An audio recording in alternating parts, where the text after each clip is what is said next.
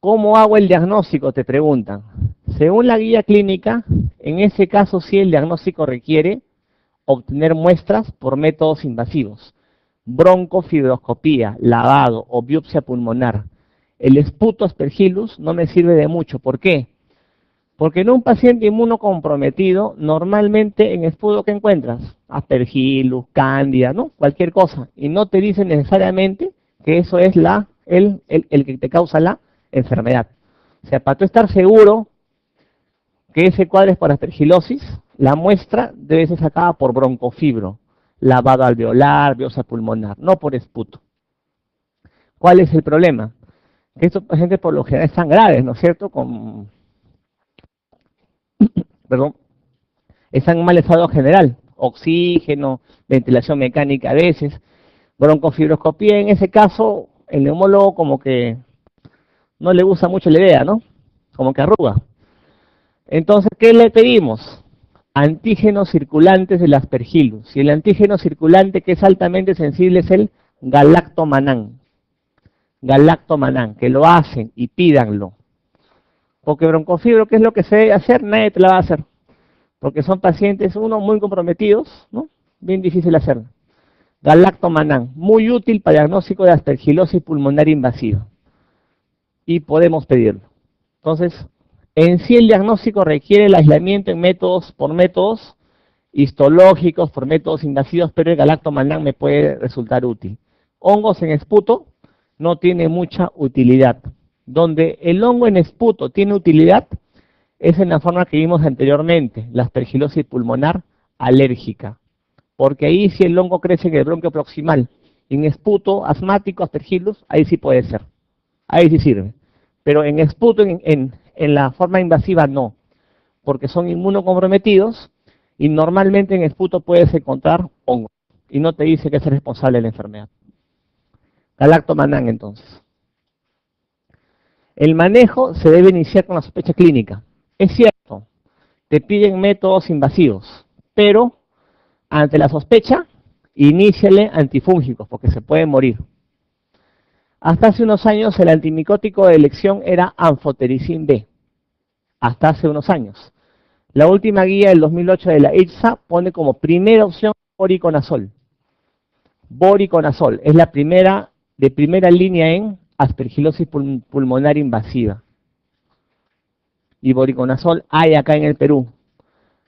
Difícil conseguir, difícil, pero puede ser. Como segunda línea recién ponen anfotericin B. Pero primera elección, voriconazol. Segunda línea, anfotericin B. Esto es lo último, porque antiguamente era anfotericina B, aspergilosis pulmonar invasiva.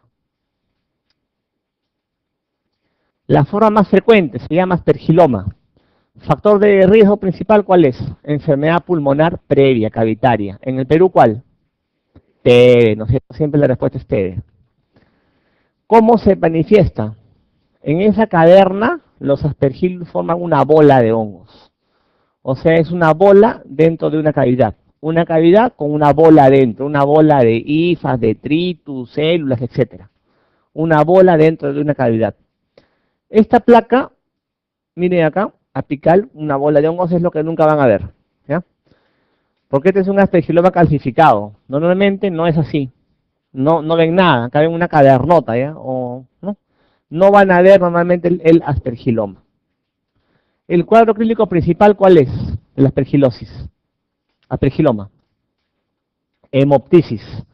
Hemoptisis no cualquiera, severa o masiva. Y ahí hago hincapié porque en los banquitos de San Marcos se ponen como causa de hemoptisis a cándida. Y de lejos es aspergiloma. Ya, cuidado, les digo que los bancos están equivocados. ¿No? Es aspergiloma, la principal causa de hemoptisis. Hemoptisis, entonces, cada vez que tengan un paciente con secuelas pulmonares de tuberculosis, plantean dos cosas: aspergiloma y bronquiectasias. Son las dos causas de hemoptisis masiva o severa, principales. ¿Ustedes creen que esta bola inmensa de hongos dándole itraconazol va a disminuir? Antes se hacía eso, ¿eh? Dabasqueto, que ya no se usa, ¿no? Itraconazol intentando que esta bola de hongos disminuya. Tratamiento del aspergiloma es quirúrgico. quirúrgico. Y se puede optar por embolización de arterias bronquiales para que no sangre el paciente, pero definitivo es quirúrgico. ¿Todos se operan? Sí, o sea, tú ves apegiloma, paciente nunca sangrado, doctor, no, pero tienes apegiloma, tienes que operarte el pulmón. Le sacas medio lóbulo ahí. Solamente si fastidia. El aspergiloma se toca solamente si fastidia. Si no fastidia, es accidental y nunca le ha causado nada al paciente, lo dejas al paciente que viva feliz con su honguito, en simbiosis, los dos. Que vivan juntitos ya. No te fastidia, tampoco lo fastidio, ¿no? Viven los dos. O sea, no se da antimicóticos, es quirúrgico. La bola de ifas, miren, este es el clásico paciente del 2 de mayo, ¿no? 3 de la mañana, 5 abandonos, 4 recaídas, Cerro del Pino, viene con esta placa, ¿no? Los internos se ponen mascarilla. ¿Quién lo atiende? El que llegó tarde, ¿no? Es lo que siempre hace, ¿no? Entonces, ¿qué ven a este nivel? ¿Ven, no? Hay algo acá, hay una cadernota, ¿no? Pero no hay ningún contenido. Porque en la placa no van a ver nada, pues tienen que pedir tomografía. El mejor examen para ver pulmones es tomografía. Si ustedes quieren un familiar, ustedes quieren pedir un paciente, el mejor examen para ver pulmones y tórax no es la resonancia. La resonancia no sirve para ver pulmones, es la tomografía. Y ahora es el TEM, ¿no es cierto? Tomografía espiral multicorte. Ya nadie tiene TAC, por si acaso, ¿eh? Ahora todo es TEM. TAC ni siquiera piden, es un examen del siglo pasado. Ahora es TEM, tomografía espiral multicorte. ¿Cuál es la diferencia? El TAC solamente te hace cortes axiales. El TEM te hace axiales, coronales, por todo sitio y te hace reconstrucción tridimensional. Es el TEM. Mientras más líneas tiene el TEM, van a vernos propagandas. TEM de 16 líneas, Servan, ¿no? El otro 28 líneas, 128. Mientras más líneas tiene, los cortes son más finos. Y la reconstrucción es mucho mejor.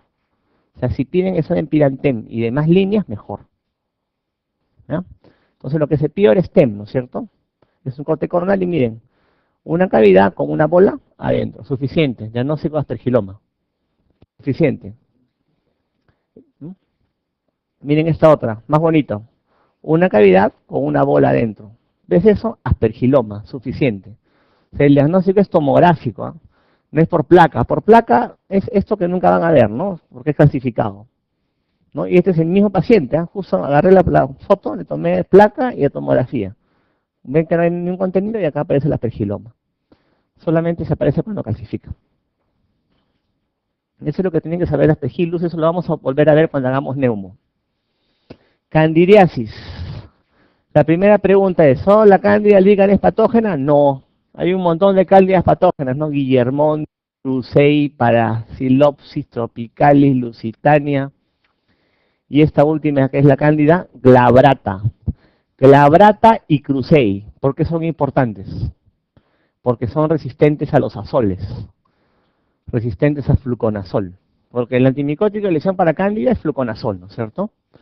Pero estas dos cándidas, la última y esta Cruzei, son resistentes a azoles, a fluconazol. De estas cándidas hay una que también es resistente a anfotericin B, la Lusitania, resistente a anfotericin B. Eso lo van a ver sobre todo en pacientes de UCI, ¿no? Cándida glabrata, pucha, anfo. En las demás, fluconazol. Tratamiento de lesión para cándida y fluconazol. Fluconazol, salvo en las que les he dicho. Entonces, la cándida, lo que normalmente vamos a ver en conjunto externa, ¿qué cosa es? Cándida cutánea, ¿no es cierto? Interstereocandidiasis, en las axilas, perineos. Candidiasis, le ponen su cremita, fluconazol, no pasa nada.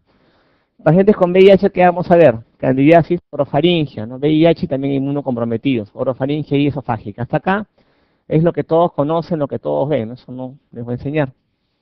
El problema es la candidiasis diseminada. Sepsis por cándida. ¿En qué pacientes? Inmunosuprimidos, amplia cirugía, nutrición parenteral, catéteres múltiples, antibióticos que te barren toda la flora, crece el hongo. O sea, el típico paciente de UCI, ¿no? El típico de UCI, ¿no? Que está 20 días hospitalizado, con catéter sanguíneo, central, sonda Foley, línea arterial, intracraneal, sondas por todo sitio, nutrición parenteral, que le dan meropenem, banco con pipetazo y colistina, cirugía amplia con un corte acá, típico paciente para cándida. O sea, si te van a poner algo para cándida, tienen que ponerte un paciente así, inmunocomprometido, hospitalizado, polisondeado, ¿no? Multisondeado. ¿Qué más te produce cándida? Te produce sepsis. Te produce sepsis con abscesos múltiples. Abscesos en hígado, en riñón, endocarditis, cerebro, sepsis en un paciente así. ¿Y qué más? ¿Le das antibióticos? Sí. ¿Qué pasa con el paciente? No responde. Ya les he dicho, si un paciente no responde a antibióticos, o es resistente o no es una bacteria, ¿no es cierto? Puede ser cándida. ¿Cuál es el problema? Que es una enfermedad que por lo general se diagnostica post-mortem, ¿eh? Por lo general es post-mortem, es bien difícil el diagnóstico, ¿no?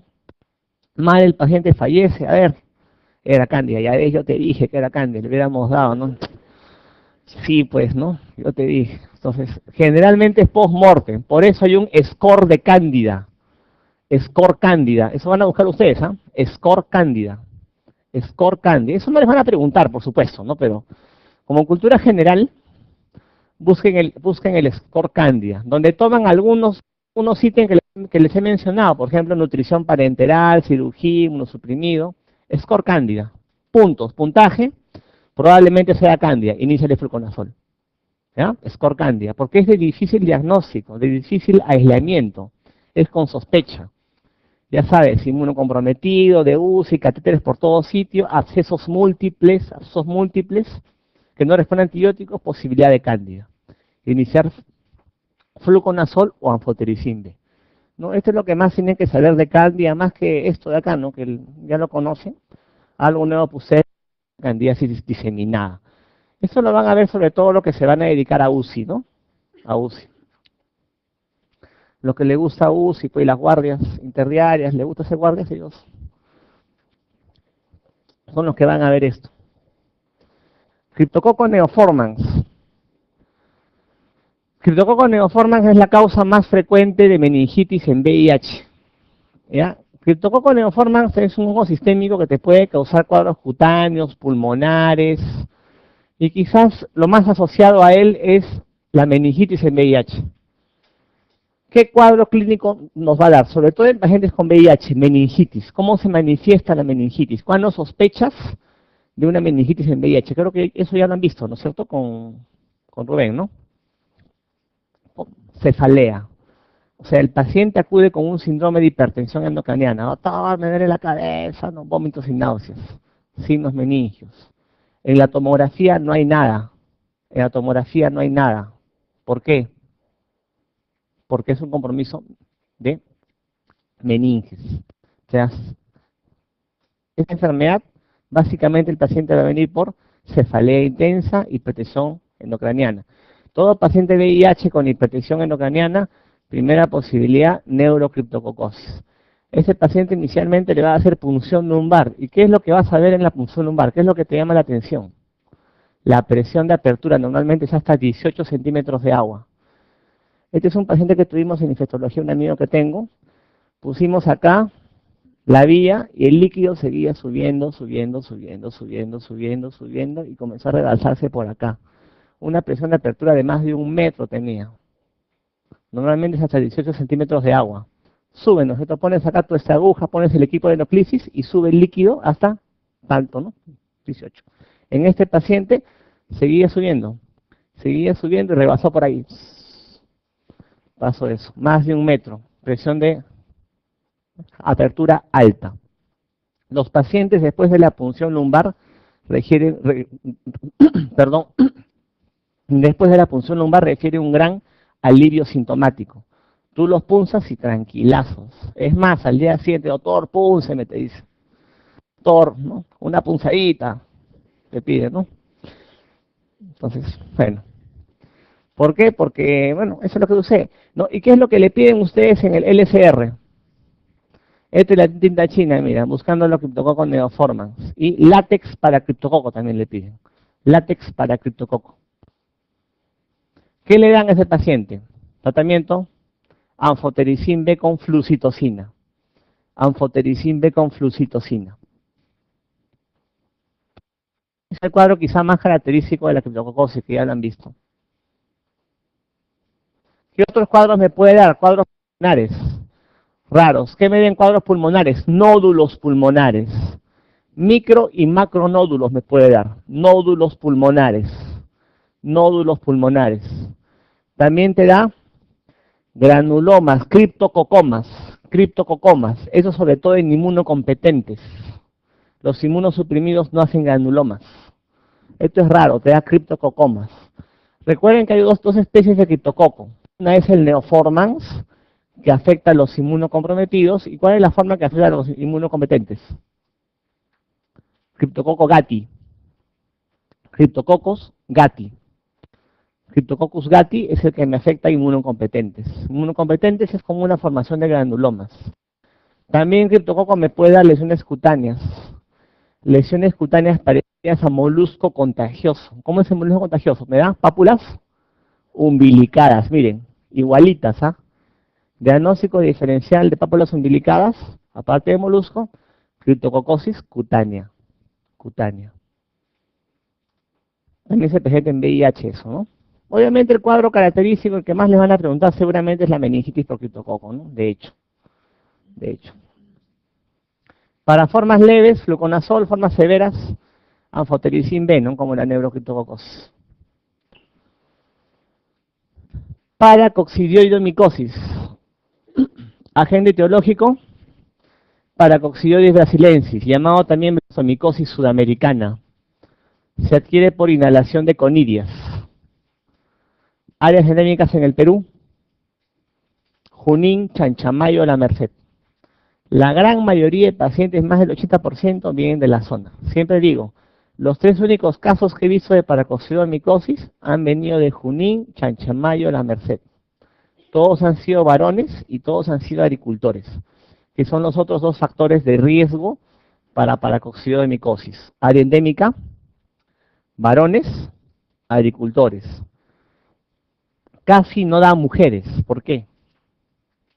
Porque los estrógenos inhiben el crecimiento del hongo. Los estrógenos inhiben el crecimiento del hongo. Casi no da mujeres.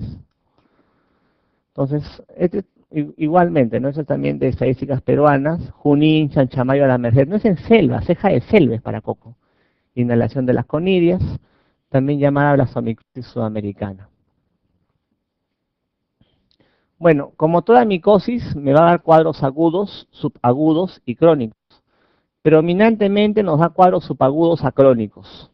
Obviamente es un cuadro sistémico,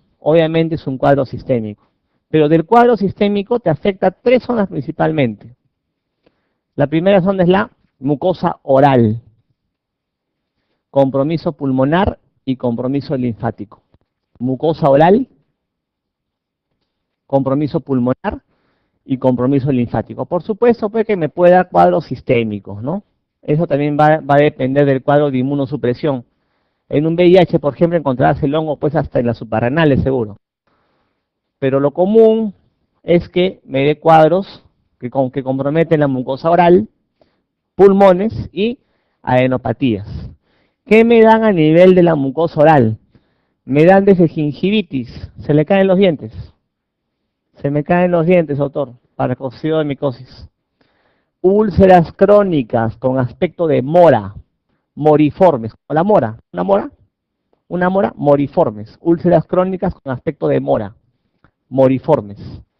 Gingivitis, úlceras crónicas como moras, moriformes, gingivitis. Esa es la forma que te afecta a las mucosas. A nivel de los pulmones, ¿qué me va a dar?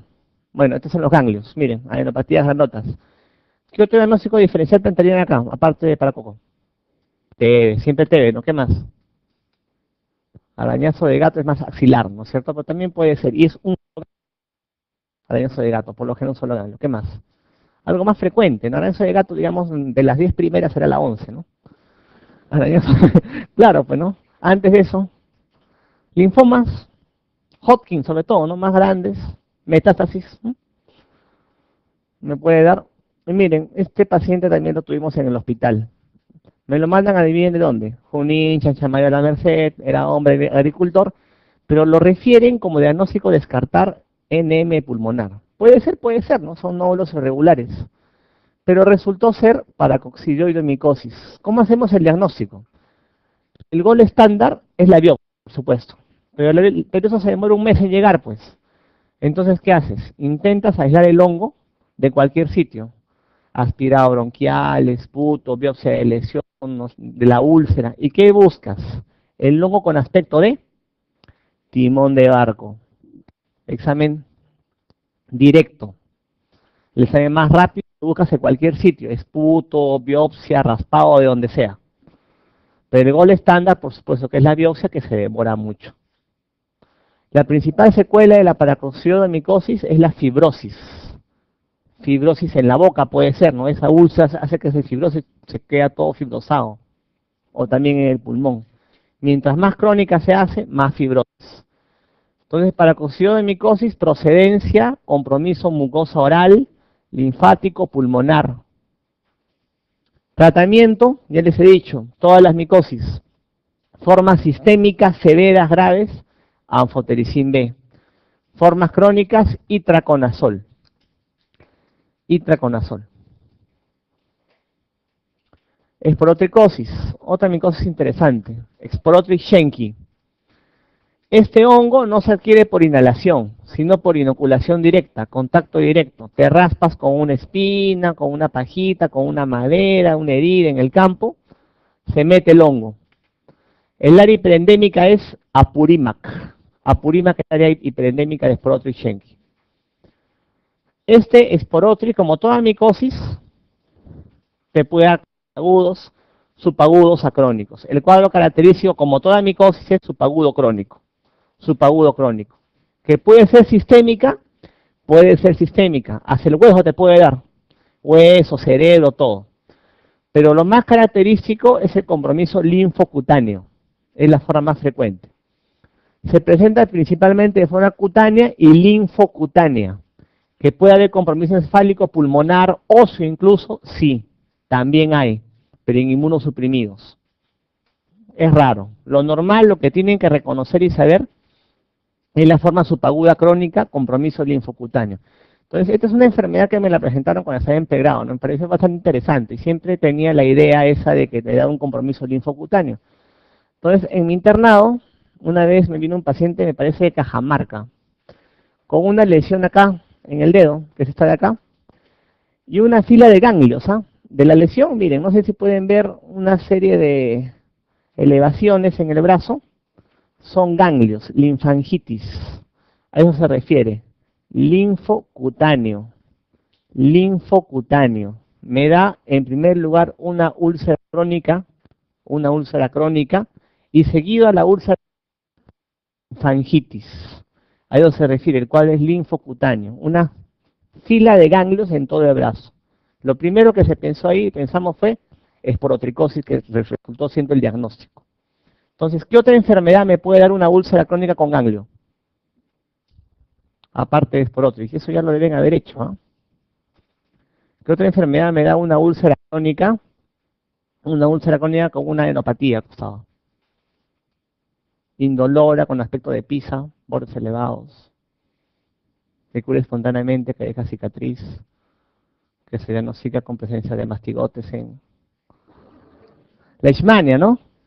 Leishmania es diagnóstico diferencial de esporotricosis.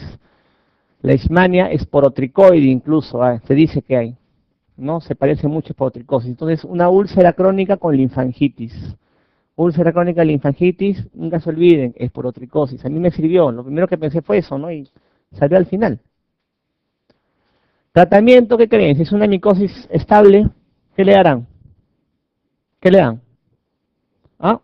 ITRA, pues, ¿no es cierto? ITRA. Las formas raras, sistémicas, pues le darán anfotericina. Tratamiento es con itraconazol. Histoplasmosis, Histoplasma capsulatum. Crece en suelo con sustancias orgánicas y de pH ácido, idealmente guano de aves y de murciélagos. Por eso es muy común, ¿en dónde? La cueva de las lechuzas. ¿Eso queda dónde? Guano, en Código María, ¿no es cierto? Cueva de las lechuzas. Entonces se transmite por inhalación de conillas, al igual que la paracoccidioidomicosis. ¿Qué probabilidad tienes que tú vayas en tus vacaciones de feriado largo a las Cuevas Lechuzas, voy a conocer, respiras todo el aire de ahí, aspiras las comillas, ¿qué posibilidad tienes de hacer la enfermedad? ¿La vas a hacer siempre? ¿No la vas a hacer? ¿Poca? ¿Mucha? ¿Poca o muy poca? Solamente el 1% hace enfermedad. O sea, es rarísimo. Si no, pues habría un montón de, ¿no?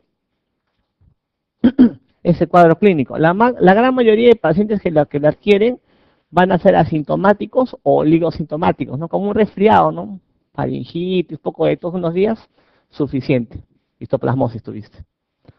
El 1% va a ser enfermedad, en realidad. Y la enfermedad va a depender también de dos factores, inmunosupresión y enfermedad pulmonar crónica en algunos casos. Tenemos, ¿qué cuadro clínico nos da? ¿Dónde está? Asintomáticos hasta el 99% van a ser. El 1% me va a hacer tres formas clínicas: pulmonar aguda, pulmonar crónica y enfermedad diseminada. La pulmonar aguda me va a dar un patrón intersticial, sobre todo en bases, que asciende, que es muy parecido incluso a una tuberculosis miliar, o sea, me da milia. Una causa de milia en placa también es histoplasmosis aguda. En algunos casos puede ser una forma más o menos grave y en otras puede pasar por sí sola en unas semanas, puede ser autolimitada. La enfermedad pulmonar aguda puede ser autolimitada, en otros no es necesario dar antimicóticos. La enfermedad pulmonar crónica se va a presentar sobre todo en pacientes con enfermedad pulmonar obstructiva crónica, con EPOC, y se va a parecer mucho a una tuberculosis fibrocavitaria, es decir, con cavernas apicales. Mientras que la diseminada es sistémica, inmunocomprometidos, VIH, cáncer, corticoides. Aquí encuentra citoplasma en todo sitio, sistémica, alta mortalidad. ¿No? Miren, puede dar también compromiso pericárdico, pulmonar, diseminado, artritis en formas sistémicas.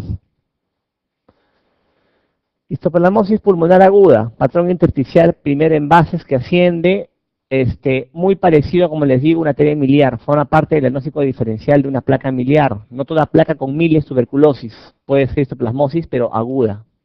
En algunos pacientes eso no requiere ningún tipo de antibiótico, pasa solito, autolimitado.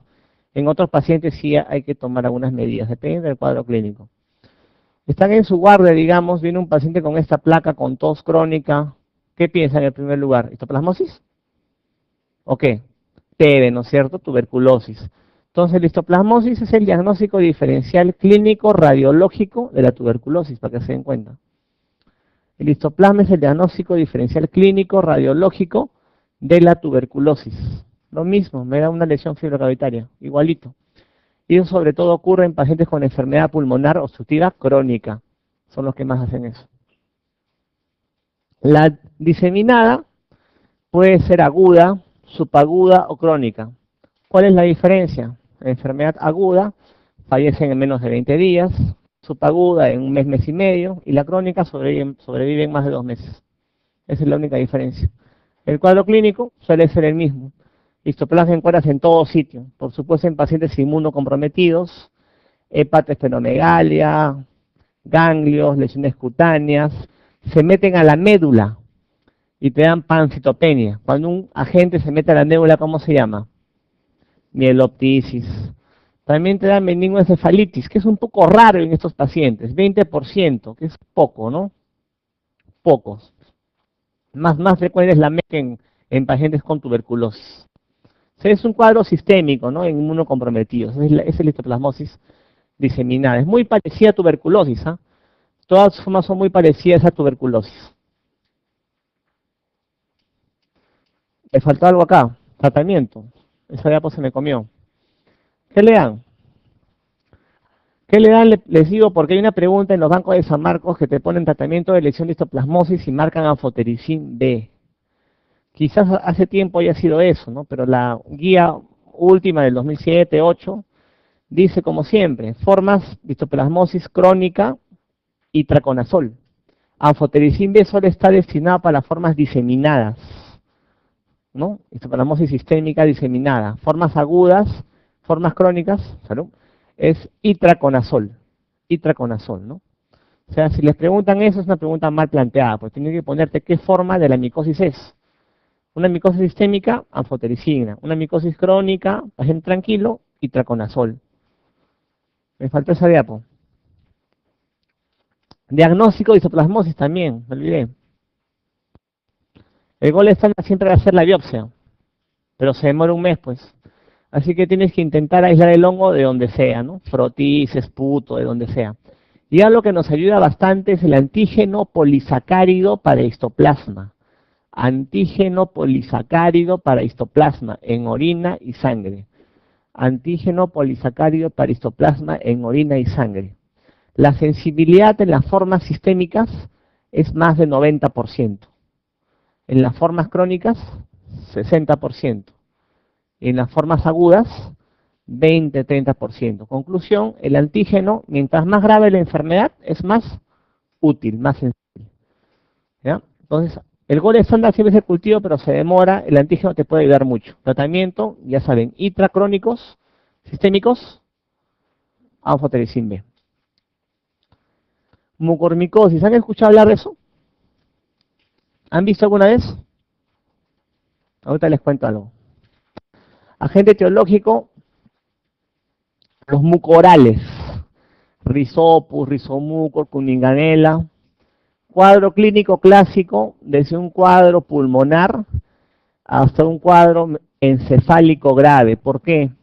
Porque esta enfermedad se manifiesta como una úlcera necrótica que avanza en extensión y profundidad y te puede llegar hasta hueso y hasta encéfalo. Ya van a ver. Orales. ¿Cuándo la van a sospechar? Obviamente en inmunocomprometido. Eso a cualquier paciente. ¿Cuál es el prototipo de paciente inmunocomprometido? ¿Diabético con qué? Con cetoacidosis. Diabético con cetoacidosis. Por supuesto, trasplantados, leucemias, linfomas. ¿Qué es la deferoxamina? A los que les gusta pediatría. Antídoto, intoxicación por hierro, ¿no es cierto? Intoxicación por hierro. ¿Por qué? Porque esta sustancia sirve como sustrato para el crecimiento del hongo, la deferoxamina. Diabetes mellitus entonces con cetoacidosis. Miren, se forma así, una úlcera negruzca que avanza en extensión y profundidad. Se come todo esto, se come hueso, llega al encéfalo. Tratamiento, obviamente anfotericin B, pero básicamente es quirúrgico, sacar todo. Mortalidad de las mejores series, 60-70%. Mortalidad acá, pues 100%, ¿no? Entonces, yo nunca había visto esto, ¿ya? Esta clase me la encargaron en diciembre del 2011. Con mi cosa interesante, dije, ¿no? Esta acidosis, ¿no? Algún día veré, pues.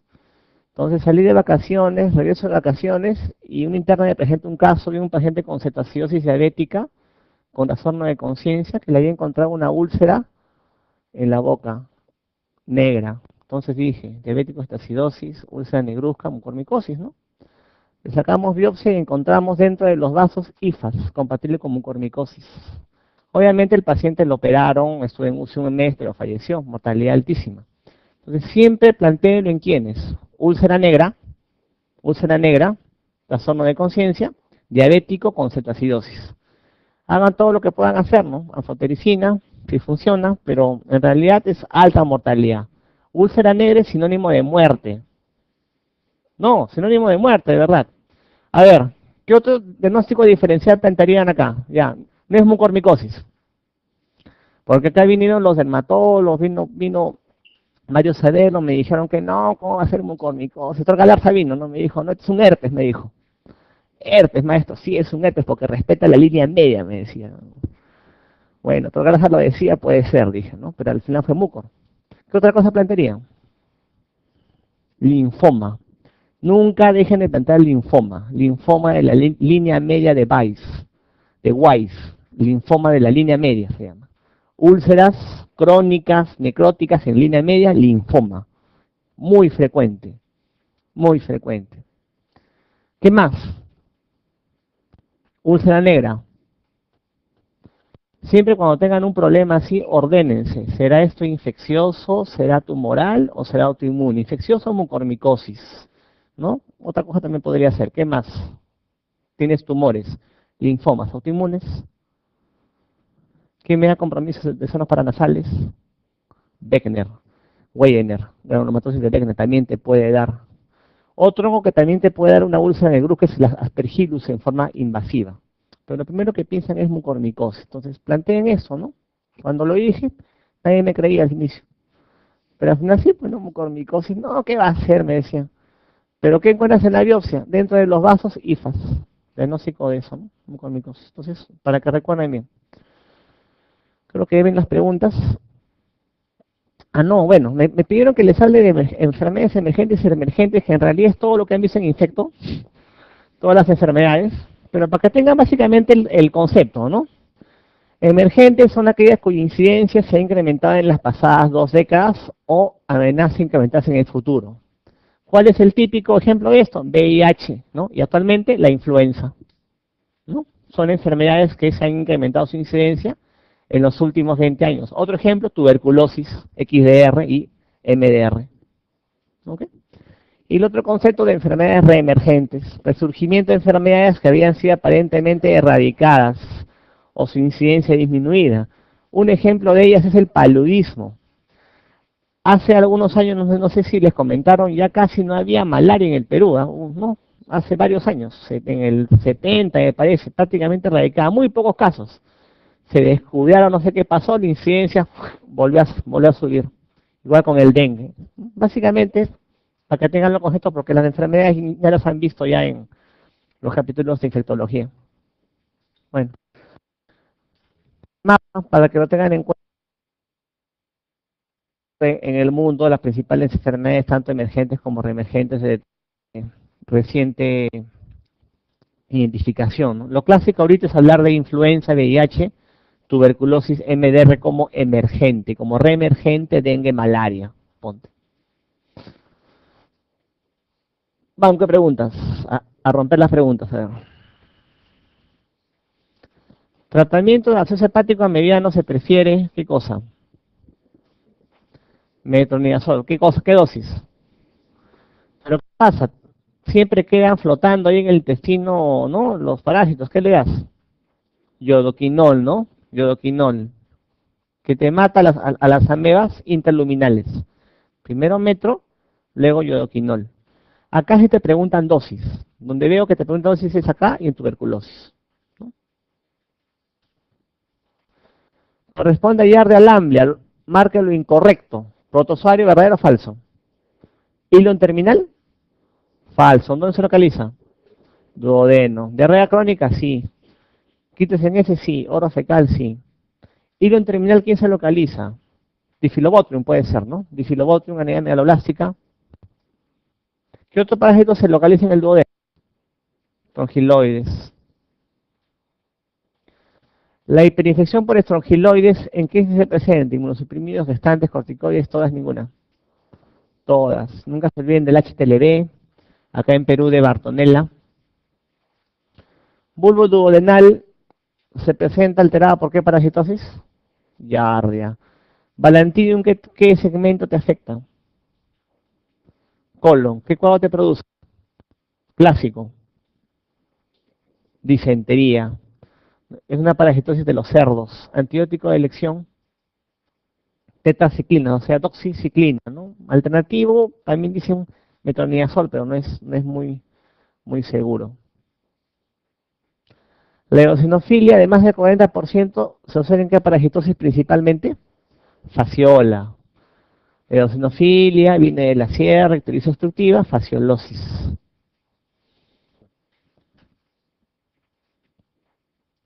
Los siguientes antimicrobianos actúan sobre la síntesis de proteínas, clorafenicol, tetraciclina, eritrogenta, anfotericina. Creo que es sencilla, ¿no? De acá hay antibióticos que actúan sobre la 30S y otros que actúan sobre la 50S. ¿Quiénes actúan sobre los 50S?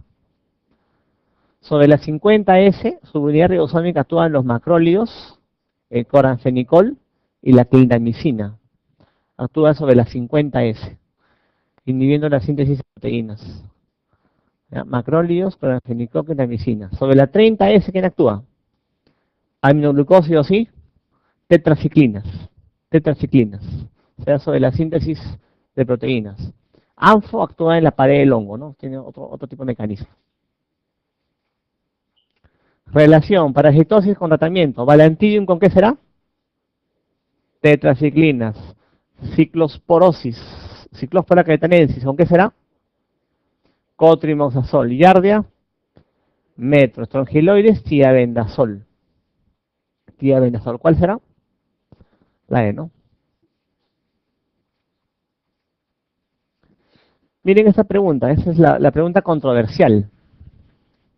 Tratamiento de lesión para histoplasmosis. No pueden preguntarte eso, pues. Es una pregunta del 2001, creo. ¿Eh? No pueden preguntarte eso, porque acá puede ser tanto ANFO como ITRA. Tienen que preguntar de qué forma es. Acá la que te dan es ANFO, pero en realidad la pregunta está mal planteada. Revisen la guía de la ITSA, te dice, depende del tratamiento. Si es forma severa, es ANFO. Forma crónica es itraconazol. Porque el ANFO es un fármaco recontra tóxico también, ¿no? No va a estar a todo el mundo, así que típico ejemplo de pregunta mal planteada.